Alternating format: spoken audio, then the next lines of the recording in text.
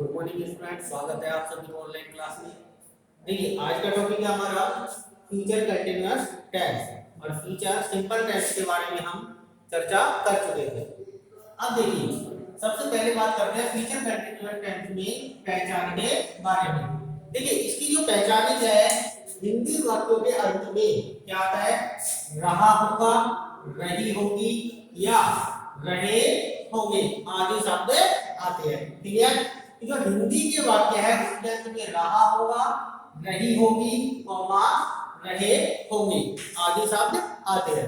तो ये तो क्या हो गई, इसकी पहचान हो गई। जैसे कि अध्यापक कक्षा में पढ़ा रहा होगा, तो अंत में क्या आ रहा है इसके, जो रहा होगा। ठीक है, अब देखिए रूल की बात करते हैं। पहला जो नियम है क्या है, यदि सब्जेक्ट आई और बी है तो उसके साथ में helping verb I shall be. ठीक है, और यदि दूसरा नियम है, यदि सब्जेक्ट रिमेन्स सब्जेक्ट में से, अब देखिए रिमेन्स सब्जेक्ट का मतलब है अर्थात आई और बी के अलावा जो बची हुए सब्जेक्ट है जैसे कि ही, सी, इट, नेम। क्लियर? या कोई भी क्या हो, जैसे सिंगुलर नाउन हो या फिर दे, कॉमा यू, और प्लूरल नाउन यदि दिया गया हो तो उनके साथ में जो हेल्पिंग वर्ब काम में आएगी कौन सी आएगी, विल बी। ठीक है, तो ये सारे के सारे क्या रिमेन्स सब्जेक्ट यानी कि बचे हुए सब्जेक्ट है, इनके साथ में किसका प्रयोग होगा, विल बी का प्रयोग होगा। अब बात करते हैं मेन वर्ब की। तो ये मेन वर्ब यानी कि मुख्य क्रिया और मुख्य क्रिया के रूप में जीवन प्लस में आईएनजी फॉर्म काम में ली जाती है, अर्थात इसी को कह सकते हैं वर्ब की फॉर्म काम में ली जाती है। क्लियर हो गया? अब इसके बाद में रूल्स के बाद में आता है हमारा सेंटेंस का टाइप, और पहला सेंटेंस है कौन सा, सिंपल सेंटेंस। देखिए इसकी जो स्ट्रक्चर बनेगी क्या बनेगी, सबसे पहले लिखेंगे हम सब्जेक्ट। ठीक है, उसके बाद में हेल्पिंग वर्ब शैल और विल, इसके बाद में लगा देंगे बी, उसके बाद में मेन वर्ब, तो मेन वर्ब आएगी यहाँ पे V1 प्लस में आईएनजी, उसके बाद में ऑब्जेक्ट और सबसे लास्ट में ईडीसी। यदि वाक्य में कुछ शेष बचा हुआ है तो उसको सबसे अंत में लिख दिया जाता है। क्लियर है? अब देखिए इसके बाद में एग्जांपल करते हैं। जैसे पहला एग्जांपल दिया गया है, माताजी खाना बना रही होगी। देखिए कैसे बनेगा ये, सबसे पहला एग्जांपल, सबसे पहले लिख रहे हैं सब्जेक्ट, और सब्जेक्ट कौन है, माताजी, तो माताजी को लिखेंगे आगे क्या, मदर। क्लियर? अब ये जो है कैसा सब्जेक्ट है, सिंगुलर सब्जेक्ट है, तो इसके साथ में हेल्पिंग वर्ब कौन सी आ जाएगी, विल बी। क्लियर हो गया? उसके बाद में मेन वर्ब कौन सा कार्य कर रही है, बना रही होगी। अब देखिए खाना बनाना या खाना पकाना एक ही बात है, तो यहाँ लिखेंगे बनाने को और इसके साथ में क्या लगा देंगे, आईएनजी लगा देंगे, तो ये हो जाएगा कुकिंग। अब क्या पका रही होगी हो या क्या बना रही होगी, खाना, तो यहाँ लास्ट में लिख देंगे फूड। ये जो सेंटेंस बनेगा क्या बनेगा, mother will be cooking food. Clear? दूसरा एग्जांपल देखते हैं। स्टेज पर मेरा भाई एक गाना गा रहा होगा। देखिए अब इसमें सब्जेक्ट कौन सा है, ये कोई जरूरी नहीं है कि सेंटेंस में सबसे पहले जो वर्ड दिए गए हो वो क्या हो, सब्जेक्ट हो। अब देखिए स्टेज पर गाना कौन गा रहा होगा, मेरा भाई, तो ये क्या हो गया, सब्जेक्ट हो गया। क्या हो गया, सब्जेक्ट। तो यहाँ लिखेंगे सबसे पहले सब्जेक्ट माई ब्रदर। ठीक है, सिंगुलर सब्जेक्ट है, इसके साथ में क्या लगाएंगे, विल बी, हेल्पिंग वर्ब यहाँ पे आ जाएगी। उसके बाद में मेन वर्ब कौन सा कार्य कर रहे हैं, वो गाने का कार्य कर रहा है, तो गाने को बोलते हैं सिंग, SING, और इसके साथ में ING लगा देते हैं, क्या बन जाएगा, सिंगिंग। ठीक है, क्या गा रहा होगा, एक गाना, तो हमारा ऑब्जेक्ट हो जाएगा ए सॉन्ग। क्लियर? अब देखिए उसके बाद सेंटेंस में बचेगा क्या, स्टेज पर, तो इसको सबसे लास्ट में लिख देते हैं ऑन द स्टेज। तो ये जो सेंटेंस बनेगा क्या बनेगा, my brother will be singing a song on the stage. ठीक है, अगला एग्जांपल देखिए, मास्टर जी दूसरे कमरे में अंग्रेजी पढ़ा रहे होंगे। अब देखिए कार्य को करने वाले कौन है, मास्टर जी, तो यहाँ लिखेंगे द टीचर। क्लियर। अब इसके साथ में हेल्पिंग वर्ब कौन सी काम में आएगी, विल बी। ठीक है, तो आई और बी के साथ में कौन सा है, शैल भी आती है, लेकिन आई और बी हमारा सब्जेक्ट नहीं है, तो क्या लगा देंगे, विल बी। तो यहां लिख देंगे विल बी। ठीक है, अब उसके बाद में कौन सा कार्य किया जा रहा है, पढ़ाने का कार्य किया जा रहा है, तो पढ़ाने को बोलते हैं टीच, टी ई ए सी एच, और इसके साथ में क्या लगा देते हैं, आईएनजी लगा देते हैं, टीचिंग। उसके बाद में ऑब्जेक्ट, क्या पढ़ा रहे थे, अंग्रेजी, तो यहां लिखेंगे इंग्लिश। ठीक है, अब वाक्य में क्या बच गया, दूसरे कमरे में, तो इसे सबसे लास्ट में लिख देते हैं इन अदर रूम। ठीक है, तो ये सेंटेंस क्या बनेगा, the teacher will be teaching English in other room. Clear. तो ध्यान रखना है, इस तरीके से हमारी क्या बनेंगे, जो सिंपल सेंटेंस है वो बनेंगे। अब इसके बाद में सेंटेंस का अगला टाइप आता है हमारा, कौन सा है, नेगेटिव सेंटेंस। अब देखिए नेगेटिव सेंटेंस में क्या करना है कि केवल हेल्पिंग वर्ब के बाद में हमें किसका प्रयोग करना है, नॉट का प्रयोग करना है। नेगेटिव सेंटेंस में ये रूल ऐसे के ऐसे काम में आएंगे। अब यहाँ पे मैं लिख रहा हूँ नेगेटिव सेंटेंस।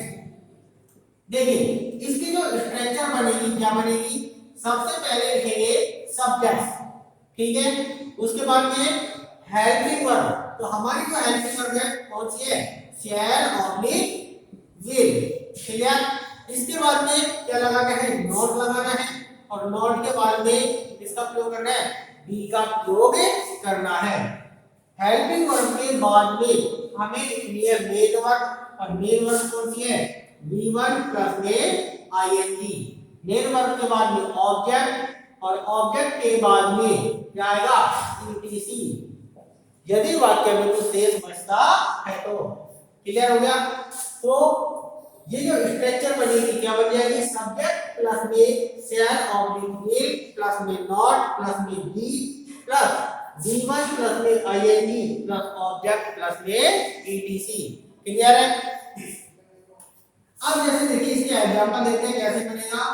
पहला एग्जांपल, हम कल जयपुर नहीं जा रहे होंगे। ठीक है, नेगेटिव सेंटेंस है। देखिए अब सबसे पहले लिख रहे हैं सब्जेक्ट, तो सब्जेक्ट क्या है यहाँ पे, हम, तो यहाँ लिखेंगे वी। क्लियर। अब देखिए हेल्पिंग वर्ब कौन सी काम में आएगी, शैल या विल, दोनों में से कौन सी आएगी, तो हमें पता है आई और बी के साथ में क्या आता है, शैल, बी का प्रयोग करते हैं, तो यहाँ लिखेंगे शैल। क्लियर हो गया। इसके बाद में क्या लगाना है, नॉट लगाना है, तो यहाँ लगा देंगे नॉट, और उसके बाद में क्या आ जाएगा, बी। ठीक है। अब मेन वर्ब, ये क्या है, मेन वर्ब, कौन सा कार्य किया जा रहा है, जाने का। ठीक है, तो यहाँ लिखेंगे गो, और इसके साथ में आईएनजी की फॉर्म लगा देते हैं, क्या बन जाएगा, गोइंग। कौन से स्थान पर जा रहे हैं, जयपुर, तो यहाँ आ जाएगा टू जयपुर। क्लियर। कब जा रहे हैं, कल, यानी कि आने वाले कल के बारे में बात कर रहे हैं, तो यहाँ लिख देंगे टुमारो। क्लियर। सेंटेंस बन जाएगा we shall not be going to Jaipur tomorrow, अर्थात हम कल जयपुर नहीं जा रहे होंगे। ठीक है। अब देखिए इसके बाद में दूसरा एग्जांपल देखते हैं। जैसे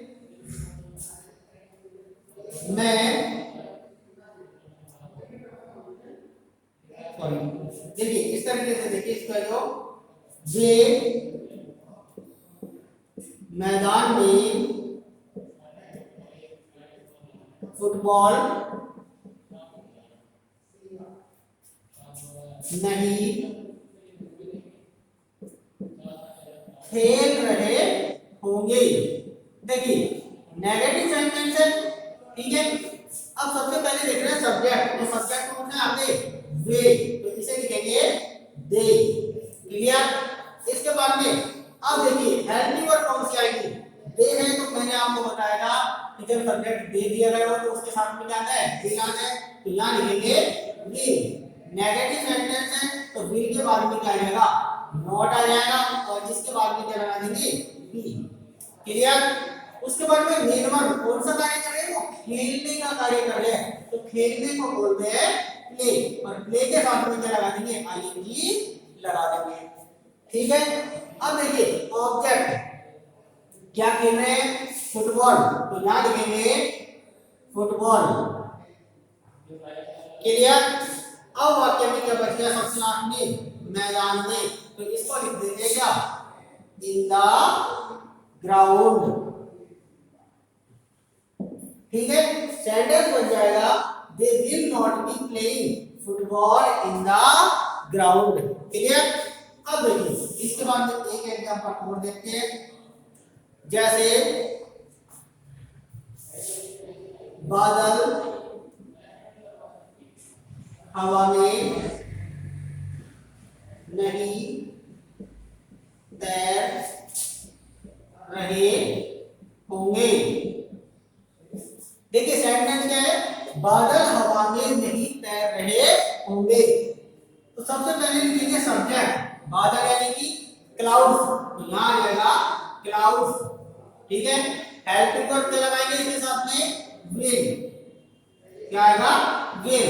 नेगेटिव सेंटेंस है तो विल के बाद में क्या लगा देंगे नॉट, और उसके बाद में बी, ठीक है।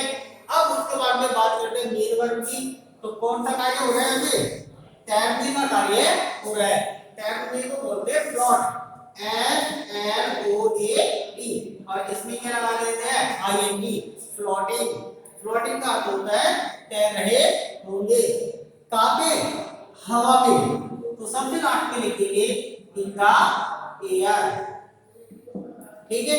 तो सेंटेंस क्या बन जाएगा cloud will not be floating in the air, clear है। तो इस तरीके से हमें क्या करना है हमारे नेगेटिव सेंटेंस को बनाना है। इसके बाद में सेंटेंस का अगला टाइप आता है इंट्रोगेटिव सेंटेंस, उसके बारे में चर्चा हम अगली वीडियो में करेंगे। थैंक्स।